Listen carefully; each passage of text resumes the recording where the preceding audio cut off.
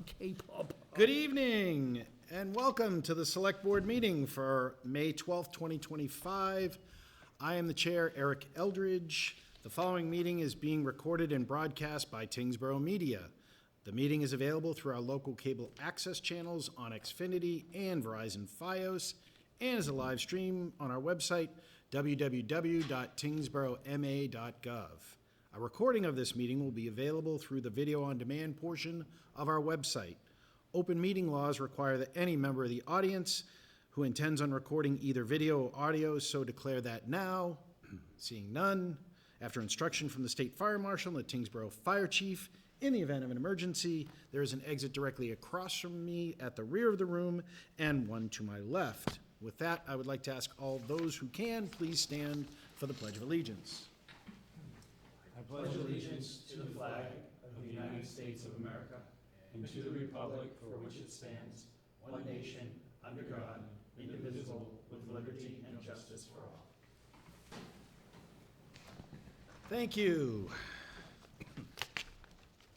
Got an action-packed agenda. Why don't we start with some meeting minutes? Introduction, sir? Oh, I'm sorry, introductions to my left. Maybe I'm going a little too quick. Good evening, Jacqueline Schnackertz, Executive Assistant. Good evening, Mike Moran. Good evening, Ron Schneider. Good evening, Jackie Gilfus. Good evening, Ron Cohane. Good evening, Colin Loisel, Town Manager. Okay, why don't we do some introductions? No, just kidding. Let's go to meeting minutes. Mr. Chair, move the regular session meeting minutes for review and approval for April 28th, 2025. Second. Motion and a second. Any further discussion? I have one. Yes. In section D, discussing the town manager evaluation process, I would just like it to be updated to say Chair Eldridge instead of Chair Erickson. That would be good. Sorry about that. I meant to give that feedback in advance, but here we are. Let the record show. Thank you. That's it. So we will update with that Scrivener's error. Thank you. Any other discussion? All those in favor? Aye. Opposed? Abstain? That carries 5-0. Mr. Chair, I move the executive session meeting minutes for review, approval, but not release for April 28th, 2025. Second. Motion and a second. Any further discussion? All those in favor? Aye. Opposed? Abstain? That carries 5-0.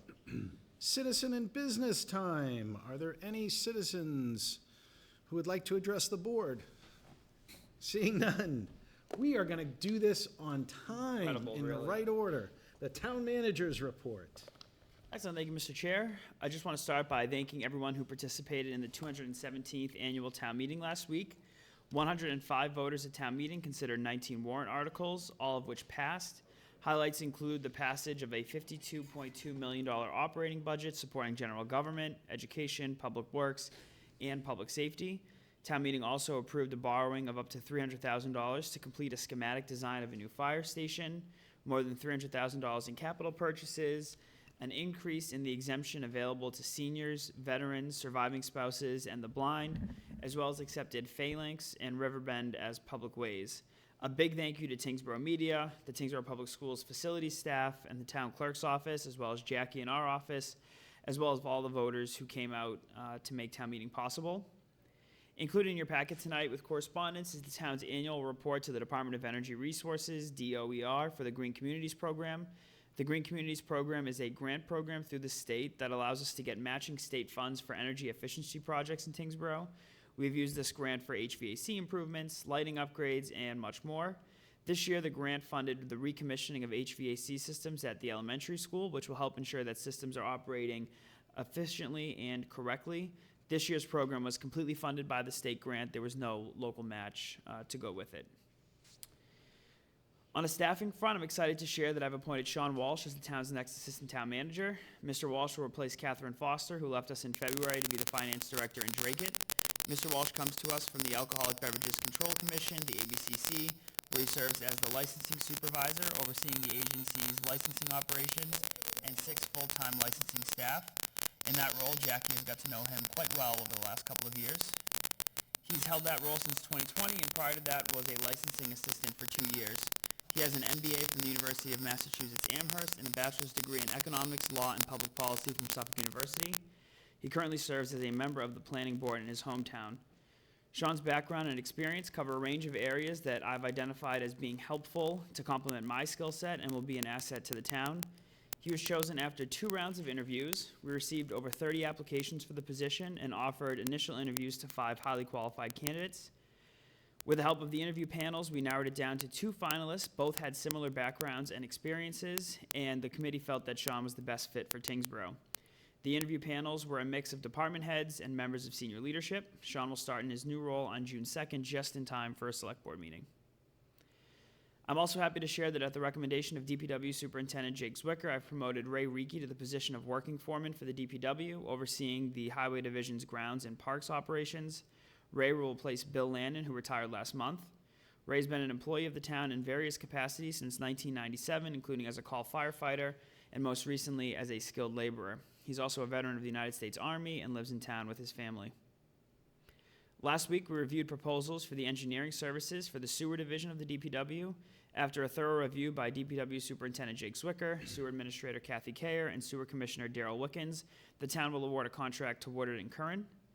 On Wednesday of this week at 10 a.m., we'll hold a pre-bid walkthrough at 180 Lakeview Ave as a part of the invitation for bids for the demo and abatement of that building. Bids for that project are due on Monday, June 2nd at 9 a.m.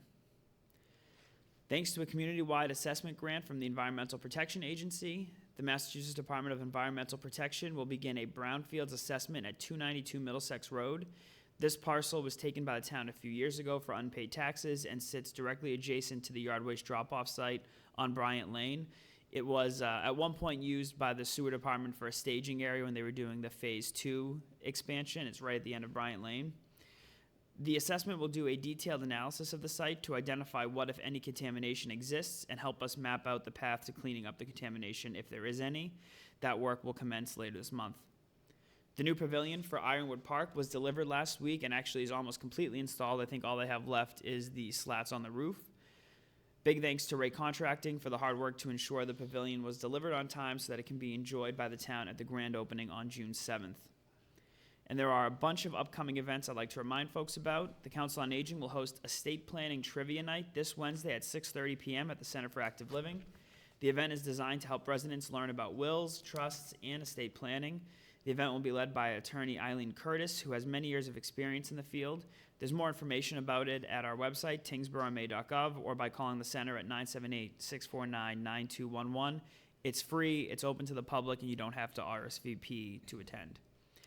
The Friends of the Tyngsborough Public Library will host their annual book sale benefiting the library on Saturday, May 17th from 8:30 a.m. to 2 o'clock p.m. right here in the community room. The annual town election will take place on Tuesday, May 20th. Polls are open from 7 a.m. to 8 p.m.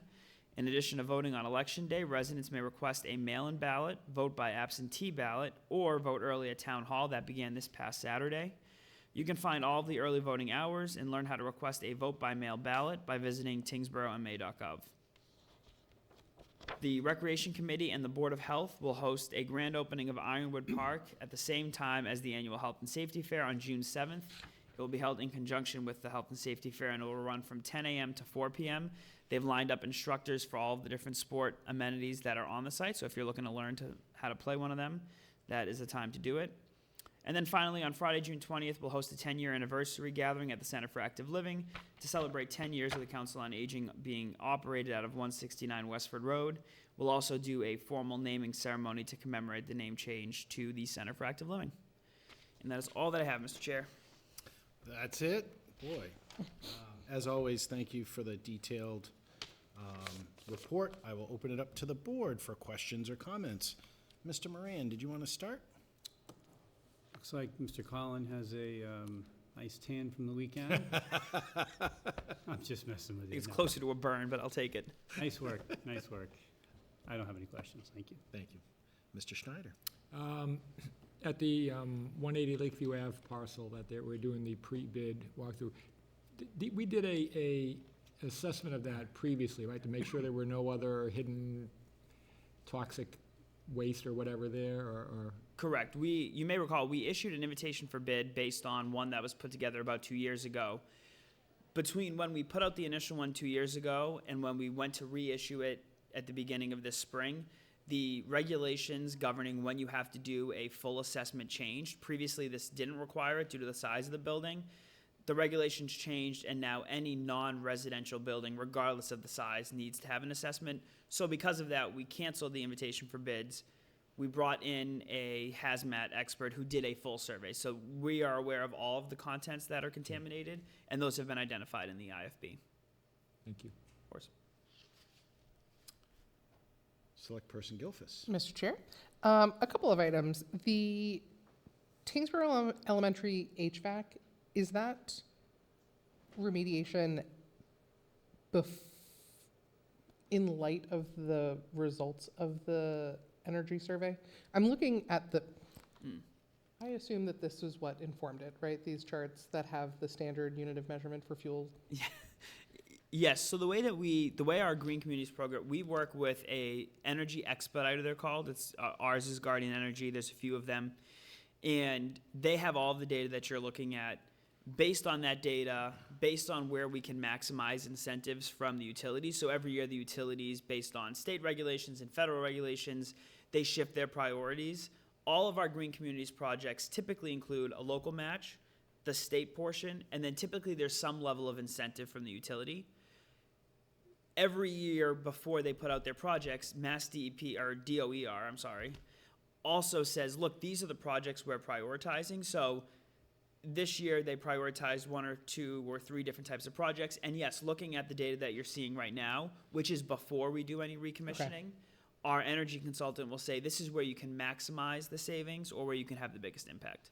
Thank you, because looking at it, I mean, the elementary school has exponentially more energy usage than even the other schools, and I was trying to understand why that would be, because it has the smallest footprint of the schools, I think. I'm fairly certain. The only kind of hidden component is that all of Bicentennial Field, the energy, whether it's to run the irrigation system, the lights, Than that. is included on the Tyngsborough Elementary School bill. Okay. And then there were items in the report that said that town hall is not energy efficient, and they're looking at ways of, was it like looking at the windows? Is that what it said? Something about like just leak opportunity? One of what we expect will be our next project through Green Communities is some of the weatherproofing. We did a small portion of it at the end of this winter where, using incentives actually from National Grid, they came around and added weather stripping to all of the doors, some of the windows, but most of the doors. There are other areas of this building that are original to the building that would cost more money to do, and so we would include that in a future Green Communities program. We are, I think we're in the $1.2 million club for the Green Communities, meaning we're on the top tier in terms of grants that we've received. So we've done a lot of like the low-hanging fruit. We've replaced lighting in all of the buildings. Mm-hmm. We've done HVAC upgrades in all of the buildings. So we're starting to get to the point where the projects now they're less exciting, if you will, because we've knocked out a lot of the bigger ones. Great. And so the data about energy usage, was that before the weather stripping? Yes, I think the weather stripping was completed maybe mid-February, probably Okay. end of February, because I think it was right out. Kat arranged it, and then she left, so I'd say end of February. So presumably in our next report, we'll have some better looking numbers for the elementary school and town hall. Yes. Thank you. In terms of the Brownsfield assessment, is a Brownsfield assessment what it looks like based on what you described about identifying the contamination? Yes, so when that parcel, from what I understand, used to have a gas station on it. And so before the town took it by tax title only about 3 years ago, it had a brownfields notice from Mass DEP. What does that mean? It means that Mass DEP had identified it as a potential contaminated site, and certain activities like the transfer of ownership trigger a review period where Mass DEP now enforces that you take certain actions. Fortunately, we were able to get this grant. Now they'll do an assessment to say for certain, a lot of what they've said so far is based on assumptions, right? They assume there are underground storage tanks. They assume because of the time period that they probably leaked, they've been sitting there for so long. It is very possible that they do their assessment and there is in fact no contamination, they close the site out, but there are certain steps that you have to follow, and all of that was triggered by us taking ownership of it. Lovely. And the last item is more of a comment. For the book sale, you mentioned that it is running 8:30 to 2. If people have memberships from this year, they can enter a half an hour early. Oh. So if you'd like to become a member of the Friends of the Tyngsborough Public Library, the town website can help you with that. Library website, all of the websites, they all connect to each other. So that's kind of like early entry at Disney. It is. Okay, You can rope drop the book sale if you are a Every one member, of those yes. meetings, huh? got it. Awesome. Thank you. Mr. Coe. Well, there's so much here, I could probably comment on every single one of them. But the one I want to really comment on, and Selectwoman Gilfus started this, about the Green Communities Program. If you're looking at the packet, which residents also have access to the same time we do, and thank you for the resident that made that recommendation. If you look in there, you'll see the Green Communities assessment or whatever. And in that, something that I learned out of that was that they looked at our energy consumption. Since 2008 till today, we have reduced our energy consumption by 30%. So on an annual basis, we're saving tens and tens of thousands of dollars because of that. A lot of that was because of the Green Communities grants. Town manager mentioned a lot of the things that we had done, a lot of the low-lying fruit, especially LED lighting. And in that also, if everybody remembers, it took us about 3 years to change our streetlights, went through a lot of different iterations, but our energy consumption over our streetlights is down 61% since 2008. So, anywhere we can save money on an annual basis is a win for us. So I'm happy to just be able to relay that to the residents, and great work, Colin. And as everybody saw, there's an awful lot of activities that you can go see that our town managers mentioned. And, I think more and more, we're getting more and more activities from boards, committees, nonprofits, and we try to announce a lot of these so residents can partake in them. I was just at a nonprofit event, and somebody that I hadn't seen in about 10 years was telling me all the different activities that they go to in town, and they're glad to see so many of them keep popping up, it seems like, every single year. That's all I have. Thank you. I don't have anything to add other than another great update. I look forward to seeing it online and social media and podcasts everywhere. So thank you for that, Colin.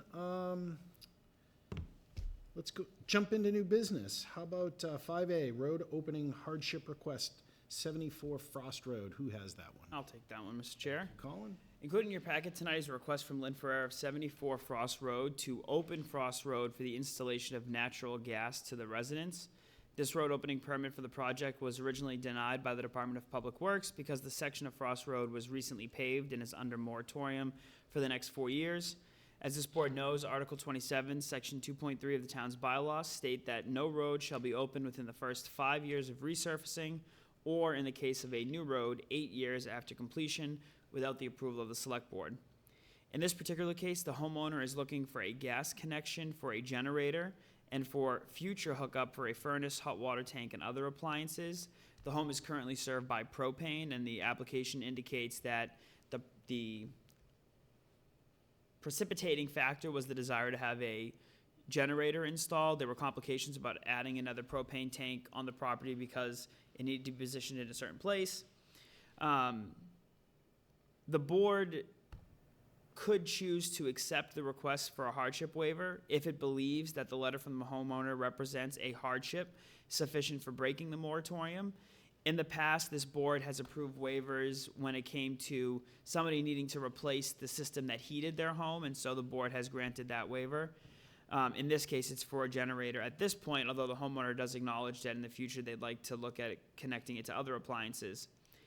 If not, the board could deny the hardship request. Obviously, the DPW and Superintendent Zwicker put a notice in here that it's his position that the road should not be open, but ultimately the reason we added this bylaw is so that the board can make the decision. The one thing I will note is that National Grid is the applicant here, so the homeowner is coordinating with National Grid. However the board chooses to go tonight, unless it grants the waiver, it isn't there's nothing in the bylaw that says the board can't reconsider it. So hypothetically, if the board denied it, we notified National Grid and the homeowner wanted an opportunity to come speak to the select board. Nothing in your vote closes that. It's just unique because we're not the homeowner isn't the applicant, National Grid is, and so I'm just not sure how much National Grid communicates with the homeowner. I put the entire application in here as well as the hardship letter from the resident. Happy to answer any questions the best I can.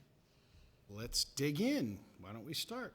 Mr. Moran, did you want to start us off with questions? Yes, I actually have some questions, and I have some experience with this because when I first moved into my neighborhood, back then after 2008, I had been there 10 years.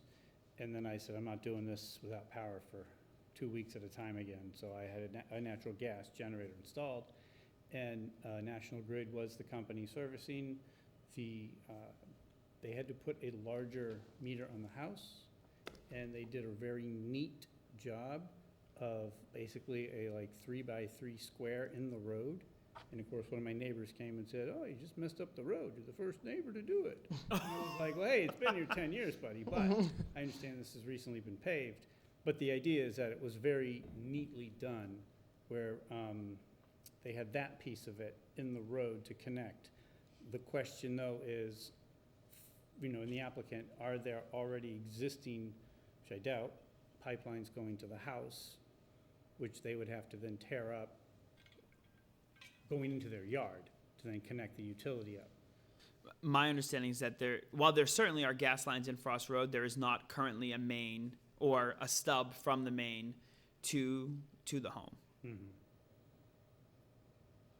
It sounds like, I guess it sounds like saying, okay, what is the extent Right. of Right. the, Right. Tear up the road. yeah, That should be my how much are we question. talking about here? Because I didn't, it could have been there, but I didn't see exactly how much we're talking about. And I think that's a very big question to sit there and say, we have granted waivers for these types of things. Typically, since I've been here, it's been more for whole developments as opposed to individual homeowners. But Mr. Chair, is there a medical need for the generator, or somebody on oxygen, or some kind of, I know that may be HIPAA or some kind of privacy matter, but if that were the case, I would immediately say yes, but, I'm only one voice of. That was not outlined. I don't know the answer. It wasn't. I would imagine if it was the case, it'd be outlined in the hardship letter, but the letter doesn't go into that. so I'm finished now. we can come Mr. back Chair. we can come back to you too, because I know there's lots of questions that we have on this. So Mr. Schneider, if you want to add to the mix. No, you answered, or you raised the same question I would have had, is how extensive is the opening of the road going to be for this proposed project? And then secondly, I guess I might look at it differently if the homeowner was immediately connecting all of their appliances to gas, there was a need to do that. The fact that it's a generator, and not to diminish the need for a generator, but there are other ways to power generators without running a natural gas line. So that was my concern. Mr. Chair, I could just say that the Please. trench is a 25-foot long, 4-foot wide trench. So it's a pretty substantial. Wow. 25 feet long, 4 feet So that's wide. going all the way across the Less than road 3 then, feet deep. basically. Less than 3 feet in depth. But once you tear up the road, that's what we're worried about. Okay. Okay. And that is on Frost Road, which is a well-traveled road. Very well traveled. Okay. Anything else? No, nothing else, sir. Select Person Gilfus. Thank you, Mr. Chair. I think I echo the previous select people. I think I had the same question that Mr. Moran had. Like, if this was a medical emergency, I feel like I would not want to stand in the way of that. I feel like there would be some particular care. I do feel a little bit uncomfortable having the debate without the resident here or someone from National Grid, only because I think some of these questions we naturally have to make assumptions just because we're only going based on what we've been provided. I am curious, it says that it was recently paved and it's under moratorium for the next 4 years. Is that because it was opened a year ago for resurfacing, or was it opened 4 years ago? Resurfacing last paving Last. season. Last paving season. Yes. And all residents are notified that they are about ready, the road is going to be paved and that what the moratorium is. And so theoretically, there could have been an opportunity to get this request in when the road was being opened or before it was being resurfaced. Correct. Correct. Wasn't there something in the application that said Yeah. she had previously done this and then I think, yeah. decided not to move forward? Yeah, started to apply for a gas connection 2 years ago and then didn't move forward. The application did not move forward. Do we have any context about that?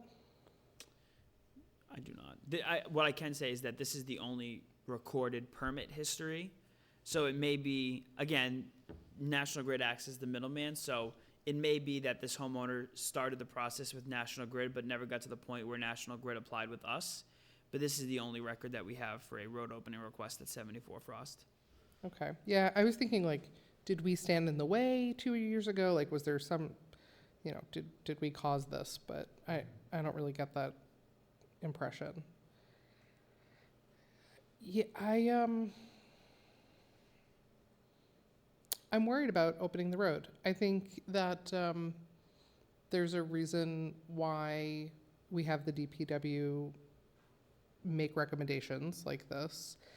They know the roads better than we do. They know the structural integrity of them. If we believe that they should sit for 5 years before they're open again in order for them to be,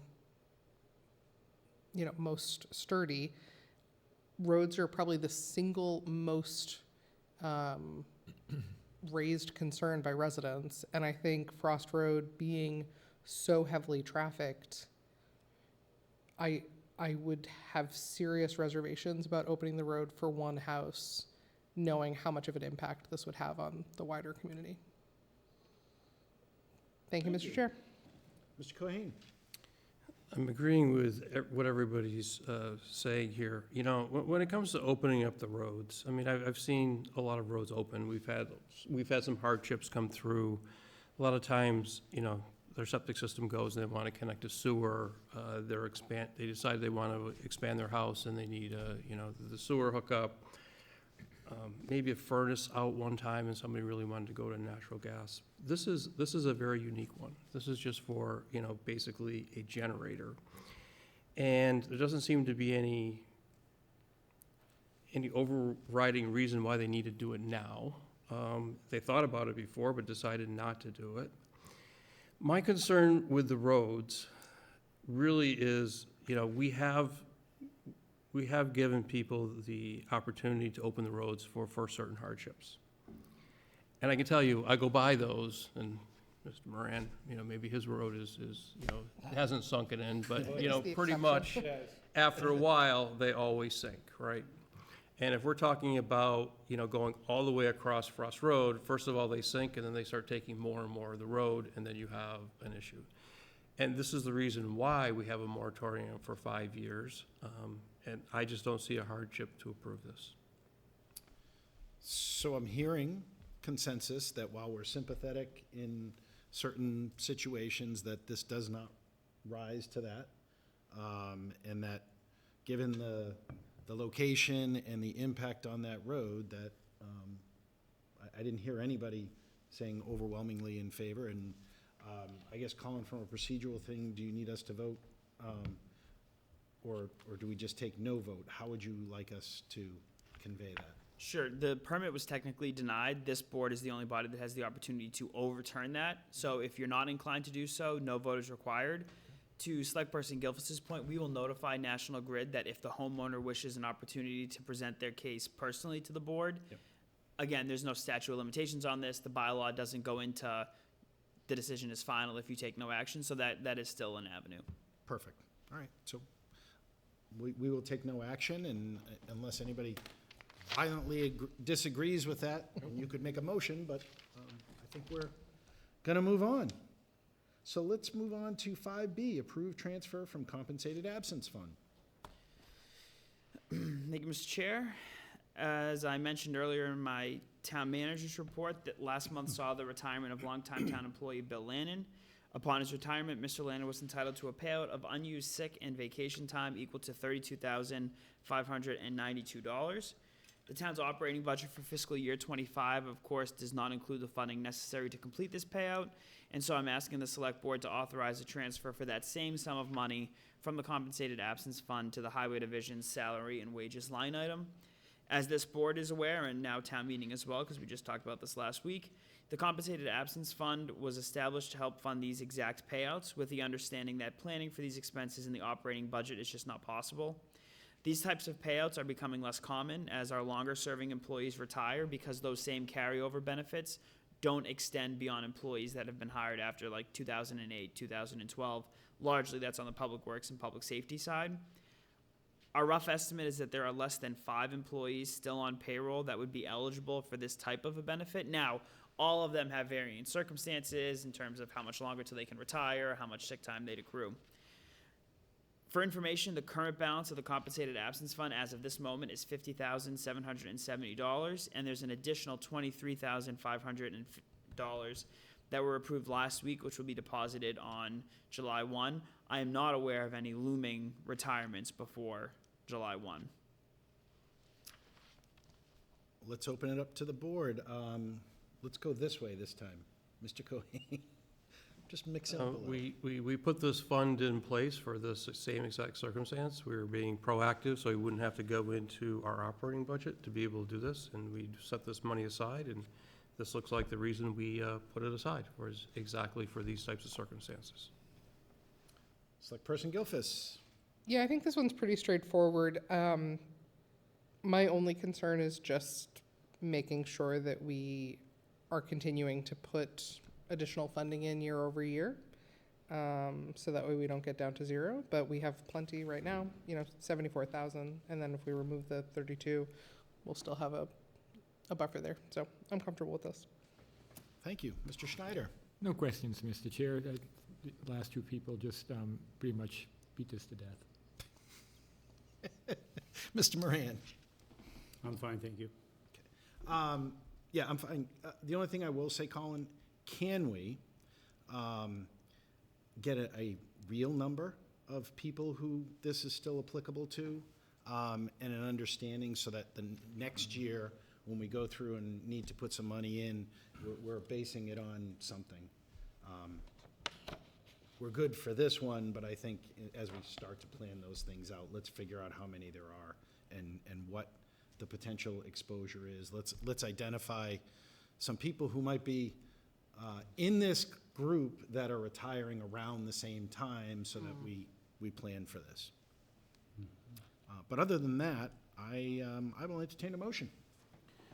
Mr. Chair, I move the Select Board approve a transfer of $32,592 from the Compensated Absence Fund to the Highway Division Salaries and Wages line item for FY '25. Second. Motion and a second. Any further discussion? All those in favor? Aye. Opposed? Abstained? That carries 5-0-0. 5C, ratify contracts. Let's start with the fire chief. You got it. During executive session meeting at the board's last meeting, it voted to approve a contract amendment with Fire Chief Wes Russell that extends the same educational incentive that's available to the union to the fire chief. That change is effective July 1st, 25.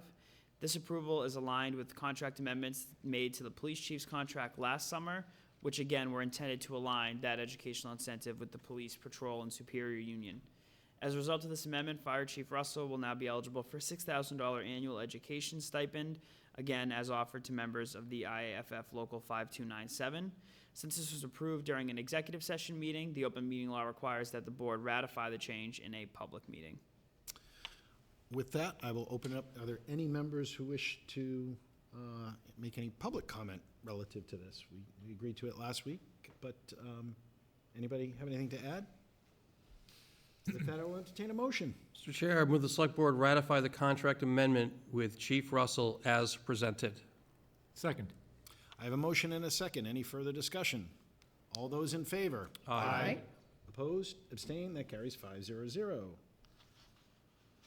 Contract approval for IAFF Local 5297.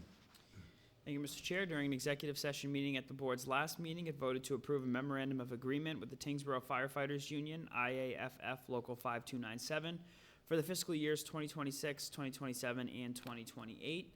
A copy of the approved MOA is attached to this memo. In addition to being approved by the Select Board, it was ratified by the union at the end of April.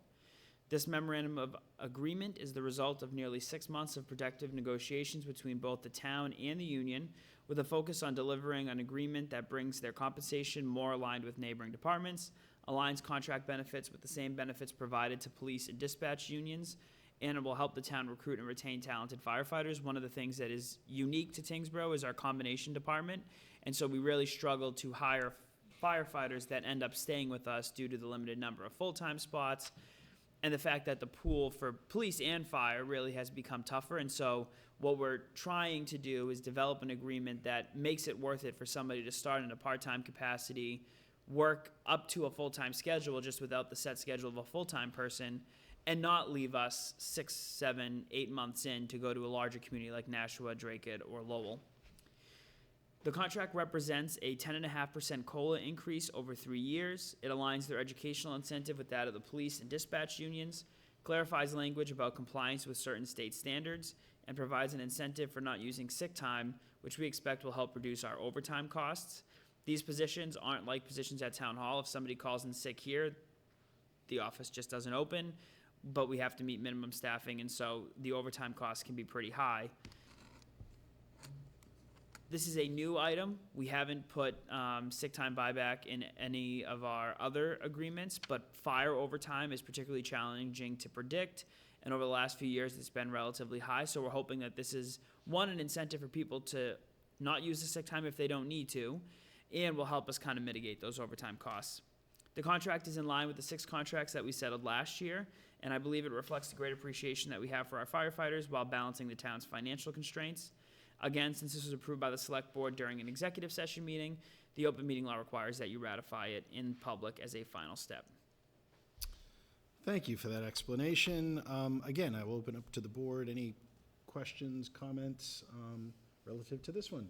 Mr. Chair, Colin, would you mind you gave some context about the unique staffing in town. Could you explain for residents that might be watching who falls under this type of contract? Like, who is represented by the firefighters union? Is it all of them, just the full-time folks? Great question. This represents all of the firefighters who are both full-time, of which we have 9 positions. I say full-time because they have a set schedule. They're part of this group. They work their 24-hour shift, have 3 days off. They're part of a permanent group. It also represents what we call, probably incorrectly, part-time firefighters, who many of them work a 40-hour week. It's not 40, it's 42 on the fire side, on average. But because we have a limited number of full-time, they're filling 10 or 12 or 14-hour shifts as needed. So what we have to do is every year we do a look back, and if you worked more than, I think for this contract, it's 13 hours a week on average, then you're eligible for the union benefits. It is getting less and less, it is getting harder and harder to find people who are working less than those 13 hours. So many, if not most, of our firefighters are covered by this agreement. Again, the unique piece is that somebody right now starting working 15 hours a week won't be eligible for those union benefits until we do the look back at the end of the fiscal year. But this really does cover most of the line firefighters and EMTs that you see at calls or at the station. And it doesn't include leadership like the Correct. chief or Correct. the assistant chief. Yes. Thank you, sir. Thank you for the question. Anybody else? With that, I will entertain a motion. Mr. Chair, I move the Select Board ratify the MOA with the IAFF Local 5297 as presented. Second. Motion and a second. Any further discussion? All those in favor? Aye. Opposed? Abstain? That carries 5-0-0. Old business, review/approve town manager FY25 evaluation. I will probably take this one. I don't think Colin should be doing his own. But what we have in your packets are, I believe, so Colin, there is your self-evaluation, which has not changed. The notes that I had provided at our last meeting, or for our last meeting. And then Mr. Moran had also made some comments, and those are written in here as well. So we have each of those 3 items. Mr. Moran, did you want to summarize any of your items, or? I just wanted to say that it's a pleasure working with Colin, and he does a fantastic job. I highlighted a few things that came to mind that are, will be public record or whatever, so I don't want to read them and maybe make his face a little redder than. It'll be hard for you to it is, tell. I know, yeah. But no, I just wanted to, and I know the last meeting I kind of, made a kerfuffle or a stink, but I really wanted to be able to contribute to it, knowing that I hadn't actually really read his self-evaluation prior to that meeting. I will be transparent. But after, having that time to read it, I wanted to get it to you timely, so I believe I wrapped that up by the next day. Yep. So that you would have time to, reflect on what a horrible, horrible town manager he is. I'm teasing. No, he's fantastic. So, those comments are, I think they're truly earned, not deserved in a way of like, just because I'm in the role, but he earns it every day, and that's really appreciated. Thank you. So I guess I'll open it up. Mr. Schneider, anything that you wanted to add to this? And by the way, I think the intent is that, so there is Colin has his evaluation, and then there's a small section in there for us to make comments. It's not big enough, so we did our own, but those will just get added in there. This will be on the record, so the open meeting. But if you did want to have something written, we could certainly add that in there. But I will give, if you have an opportunity, if you want to say anything further. Well, I would echo what Mr. Moran said. I mean, I think we're very lucky to have Colin here. I think with all the goals that you had established at early or last year, did a great job meeting all of those goals. I don't have any concerns going forward. If the only thing that I would possibly say is more focus on the financial management side, right? Particularly as pertains free cash certifications going forward. But other than that, it's been nothing but a successful year in my eyes. Thank you. Select Person Gilfus. Thank you, Mr. Chair. I think I said lots last week about the value that Colin brings, the last meeting, rather. I think Colin is exceptional, and I am very grateful to have him as a sounding board, as a resource, as just someone who's incredibly informed and knows his stuff. I am appreciative of Colin's 24/7 availability, but I also wish that he would work on his own work-life balance. It's sort of a double-edged sword there. But no, I think Colin's wonderful, and I think that everyone that contributed comments captures it really well. Thank you. Mr. Cohen. Yeah, a work-life balance. There's a few of us have been, a little concerned. We definitely don't want Colin to burn out and his face turn red and everything else. I did that just as you were drinking your water, of course, just to see if I could catch you, but I didn't. It wasn't on camera, too bad. When Matt Hansen decided to leave, I immediately reached out to Colin, told him his dream job was opening. What I saw in the reason, well, I told Colin beforehand, if Matt ever left, he'd be the first call I'd make anyway, so. But what I had seen, when you're the assistant, the residents might not see as much as we see internally here. But I saw, from a leadership perspective, I knew he had the expertise. I definitely knew he had the passion for the job. He had the drive, the work ethic, which we've all seen. Very detail-oriented and a really great communicator. Now that he's been our town manager for a couple of years, and he is at the forefront and the one doing most of the talking and most of the work, I think the residents have also seen all of those qualities of Colin. And he really has done an exceptional job. He goes above and beyond. He loses his assistant town manager, and it just seems like he does all that job, and he does more of his job. So, Rich is really one of the reasons I keep going to him, and I know at least one resident has come to him and said, Colin, you do need a work-life balance. We appreciate what you do, but, you do have to watch that. And I'll be asking him soon, how many vacations he's gonna go on, because it's another example of, well, there's always too much to do, I can't go on vacation. No, you need to go on vacation, take some time off. The other thing watching Colin work with the residents, he truly does believe in transparency. When it comes to transparency, what this board and the last few boards have done, basically, Colin, just release everything to the residents, right? Colin doesn't have to ask us. Just release everything, except that the lawyers say no. That's really it. It used to be back in the day of the town administrator, you had to ask permission to release everything. That hasn't happened. Colin can just release everything as long as the lawyers say yes. And I think that's really important. And getting it to the residents in a timely fashion. If I just look at this last town meeting, we had the warrant articles done, a month before. Put them online, made sure everybody had access to them. When I really look at, we've always had transparency, but Colin just lifted it to another level, as he does most everything, right? The budget, every 2 weeks, he showed the residents all the different changes that he made. He would write a document, and one of them I think was like 4 or 5 or 6 pages. I'm like, Colin, that's a lot of time you're using to explain this to the residents. I appreciated it, but I also knew he had a lot of other things going on. But he did that.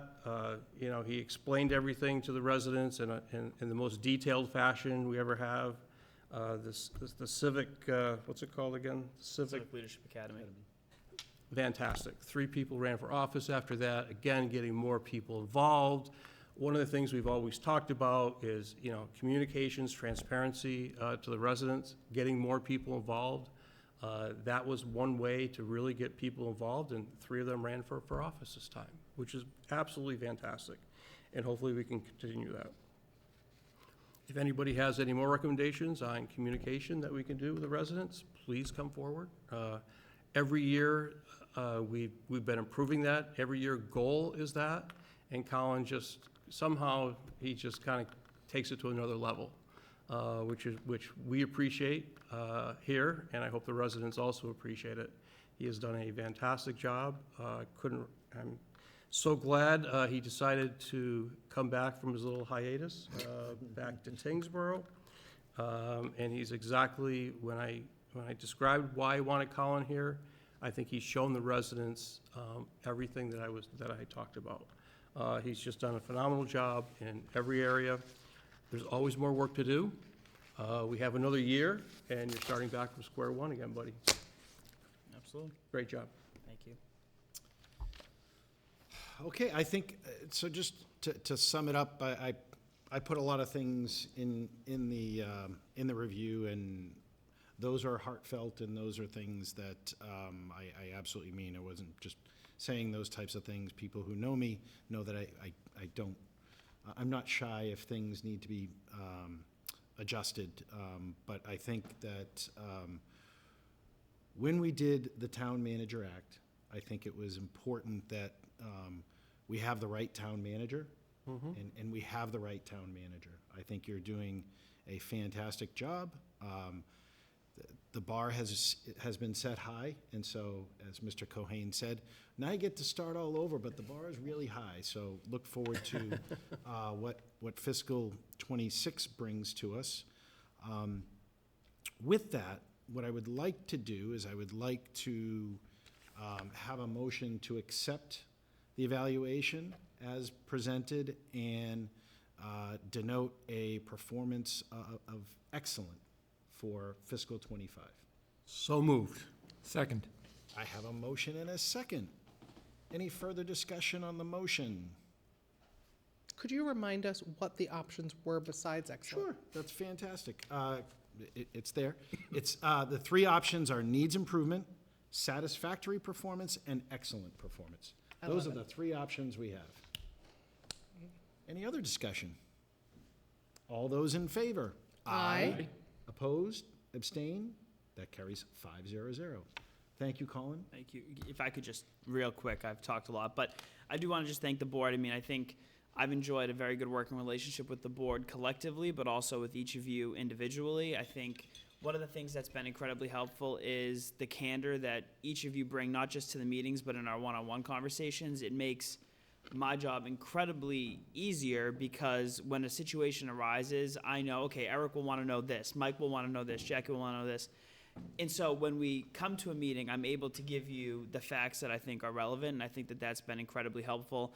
And obviously everything, I talk about this a few places in my self-evaluation, I really see my role as a facilitator, right? The board, residents elect you to make the big decisions, and then it's my job to work with our very talented staff here at Town Hall. Jackie, of course, the lifeblood of our operation, to make sure that we're doing it. And so we have a rock star team here at town meeting. So while I'm the one, or at town hall, while I'm the one that gets to sit here and get these nice comments, and my face is red because of my sunburn, really this is a reflection of the hard work that's happening in town hall, in the library, in our public safety departments, and in public works. So I'm appreciative to the board. I appreciate the vote of confidence, but I'm certainly most appreciative of our staff and the residents that take the time to come to town hall. You know, I love meeting with residents because they see things from a different perspective. I live in this stuff all day long. And so when a resident comes and says, hey, did you mean to say this, or point something out, that also makes it. This is a huge team effort, and I'm thrilled to be here. I'm glad I came back, Mr. Cohane, from my hiatus. And again, just appreciative for the support and the kind words. Excellent. Well, thank you for that. With that, we'll go to select board reports. However, before we do that, I would like to add a little bit of a presentation. We have a member who's departing, who's decided to move on to another chapter in his career. But to Mr. Moran, I have this small token, a plaque.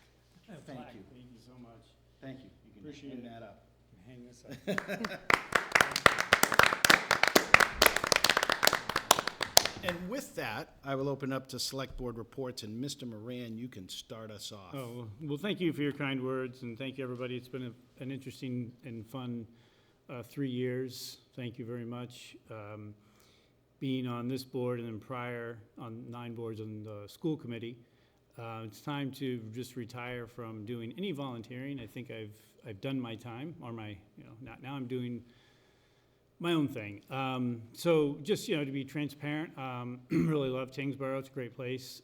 Probably after June of this year, I won't live in this town anymore, so I thought it would be appropriate not to run for election and then not live in town or have to resign or do whatever. So it's a fantastic town. I love it. It's wonderful. Raised a family here. But, it's the next chapter in life, and wish everyone well. And please go out and vote May 23rd. Is that the date? 20th. 20th, sorry, I only have the right date. So, see how paying attention I am? But thank you, it's been a pleasure working with Mr. Cohane, with Jackie Gilfus, with yourself, Eric, and who are you? Oh, Mr. Schneider. Yes, I wish you well in the pickleball tournaments that you're gonna have at the new facility. But that's all I have, so thank you very much. Thank you very Cheers. much. Mr. Schneider. I don't have an awful lot. You stole my thunder, but thank you. It was a pleasure working with you, Mr. Moran. I was just going to say the same thing about, it was a little bit disappointing to me the low turnout at the town meeting. It is our form of government, albeit there wasn't a lot of really controversial, juicy items, but still, it's our town form of government, and I think it's incumbent upon all of us to be there and express, up or down our votes on all the various warrant articles. I'm hoping for a better turnout at the town election. Once again, this is how we run our town. These are the choices we make. And so I'm just hopeful that we're seeing a little bit more civic engagement going forward. Thank you. Select Person Gilfus. Thank you, Mr. Chair. Thank you, Mike, for your service to the board for the last 3 years, and obviously the much more work that you had done over the years with school committee and just being a member of the community. So wishing you all the best as you transition to this next chapter. I hope that there are less meetings in your future. For my report, I wanted to talk about how I spent my Saturday morning. What? It's like how I spent my school vacation.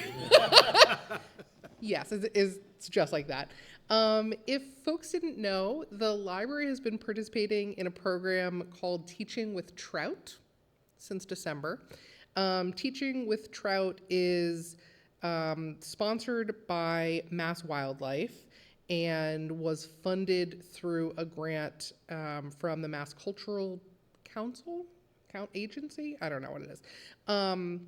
Our Tyngsborough Cultural Council, which is supported by Mass Cultural, funded it, and then Mass Wildlife gave us trout eggs in December, and we have spent the last several months raising trout and growing them, learning about ecology, population biology, water quality, conservation.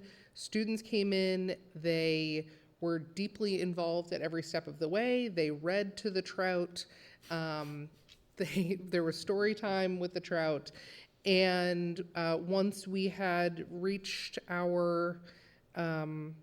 once they had grown to size, once we got the approval that they were big enough and had done what they needed to do, we released them into Upper Flint Pond on Saturday. And so that was, I kept thinking the whole time, I don't know that when I decided to run for office that this is what I imagined it was going to be like. But there was something about being rained upon, holding a cup of 4-inch trout in the marshy, grassy bank of the pond, pouring them out with a bunch of children who had, by hand, scooped them into the cups. It was a really beautiful afternoon, and the kids were really into it. And we also now have something like $1,300 worth of equipment, so we can raise trout into the future if we wanted to. I believe that the short-term plan, I don't know if this is the long-term plan, but Tab, our library turtle, is going to be moving from his smaller aquarium setup to the larger 55-gallon tank that we now have. And so there's going to be a housewarming party for Tab when he moves. And I believe there's an Amazon registry for his housewarming if you would like to donate goods to Tab. But I don't, there's some Snickers, but this is very real and very important. And the kids really, really like it. I mean, and I as an adult really enjoyed it. This was wonderful. I did not know what trout looked like when they started to grow. They were very tadpole-like and gross, but they eventually became fish. So, yeah, so really wonderful. Thank you to Mr. Chance for really being the person behind this. Thank you to Tyngsborough Cultural Council, to Mass Wildlife, and to everyone that came out. It was really, really lovely. Mr. Chair, I have a question. Yes, thank you. Jackie, how many fish did you release into? I would say about 80. Really? Yeah. Colin, how much is a fishing license? Yeah. I'm teasing. There was definitely a moment after was we excellent. released them, I walked over our new walking bridge, and the falls were, Oh, they that's were fantastic. flowing. There was, they were rapids. So I don't think those fish were in the pond for very long. They were I think they're downstream. probably out in the Merrimack at this point, but Yeah, I don't know how many eggs we received, but ultimately 80 Fantastic, fish though. lived. 80 fishes. It was a big deal. Yeah. Cool. Excellent, thank you. Mr. Cohen, top that one. I was gonna say, I don't have a story like that. What did you do What did you do Saturday? Saturday? It was a very interesting day. First of all, Mr. Moran, it was great serving with you. Appreciated, we went through topics, your comments, your input into it, the discussion we had, and your jokes. It's been an interesting 3 years, a lot of challenges, but I think we did what we thought was best for Tyngsborough in every sense. We just went to town meeting, so I'll change a little bit here. I want to thank everybody, the 105 people that came out to town meeting. Again, there wasn't anything that was too controversial. We always hope for more. I think every time I've gone to a town meeting, I always hope for more. No matter what the topic is, no matter if you agree or disagree with me, we all have one vote. This is our form of town government. But I think the interesting thing about this, for the people that weren't there, that whole meeting, there was 20 warrant articles, there was one no vote. And, talking to a lot of people afterwards, everybody's very appreciative. I know we just, gave a kudos to Colin about all this stuff, but, having all of the information on one page that you can actually access and read through, for this one, except, as one of the residents said, except for maybe the zoning articles, you could have gone through all of them pretty easily within a half hour to understand at least what the concepts were. And having that a month beforehand, you had plenty of opportunity to go to budget meetings, to ask anybody any question, the pre-town meeting. And we always try to get that information and put it as easily accessible as possible. And if anybody has any other further recommendations on how to make it even more accessible, please let us know. But I want to thank everybody for coming out. Thank you for all your support to the people that did show up and the people that did not show up at town meeting. And that's all I have, Mr. Chair. Could I add one thing based on that? No. Okay. Yes, of course you can. Mr. Cohen, I'm so glad that you said that. I think I hadn't reflected on the fact that there was only one no vote that we heard at one point. And I think that that's really a testament to not just that, there were so few people there, but that the work that we are doing between town meeting really represents the interests of the town. It doesn't have to be contentious. We can do the work in advance and collect the input from residents and make sure that we're crafting recommendations that are appropriate and appreciated by residents. And I think that that's really a testament to, again, the work that Town Hall is doing, but also the work that we get to do here. Sometimes this feels, thankless and sort of debatable about what impact we're making, but knowing that we're able to put that all together to propose things for the betterment of the town and that residents agree, that's a really awesome thing. So I'm so glad that you raised that. Thank you. Thank you. Yeah, to kind of piggyback off of that, I found that town meeting and Zero Waste Day were kind of bittersweet, right? So Zero Waste Day, fantastic event that sustainability and the Rotary supports, yet there weren't a lot of people. And I heard from a lot of people that they didn't know. And it was very similar to what I heard around town meeting, that they didn't know. And yet with town meeting, those dates are set. We can tell you when town meeting is going to be 6 years from now, 6.5 years from now. We know that. So it's bittersweet in that there were lots of things that happened, right? We got the $52 million budget, yet there was only 105 people that voted on it. There were zoning articles that clarified some things, and we've had that only 105 people voted on it. I'm willing to bet you that over the next year or year and a half, there are going to be people who are complaining online, and I'll bet you it's probably more than 105 people that complain about things that happened, and yet they didn't get involved. So it's bittersweet. I look at it and say, I do think that the work that's being done ahead of town meeting makes it very easy for people to understand whether there are big items, whether they're contentious, whether they are controversial.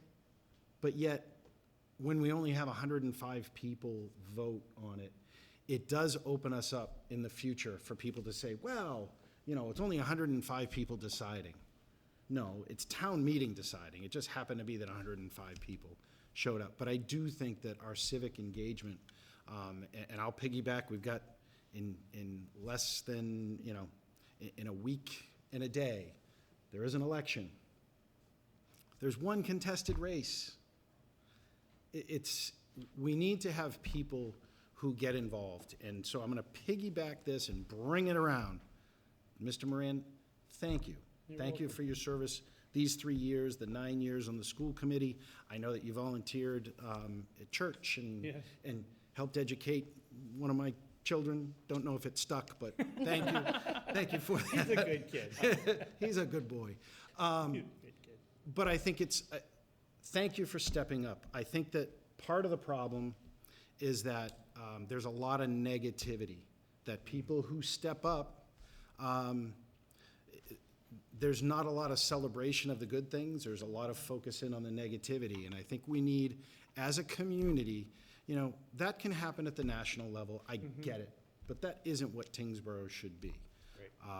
So I encourage people to get involved. I encourage people to be positive. I encourage people to talk about the good things that happen. You talked about multiple things between, you know, Upper Flint Pond being clean because those residents in that area and what the Conservation Commission has done to help ensure that. What we did with the walking bridge going over, people getting involved. We should celebrate those types of things and focus in on the positivity. But thank you for stepping up, putting yourself out there, and you know, it's not all roses here. People do say bad things about us, and I appreciate you all for doing that, which leads me into my next thing, which is our next meeting is June 2nd. And that is our first meeting with a newly constituted board, and we will go through and reorganize at that time. We also have a meeting on June 16th. Those are the last 2 meetings of the fiscal year. We'll do, in the next couple meetings, we'll get a calendar set. But with that, I really thought you were going to say, we'll have a pizza party. I was fully ready for you to say, in the next couple meetings, we'll have a pizza party. Excuse me. End of school year, I don't know.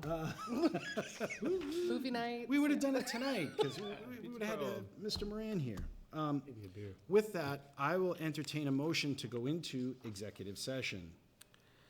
Mr. Chair, I move that we enter executive session under exemption 2 to conduct strategy sessions in preparation for negotiations with non-union personnel.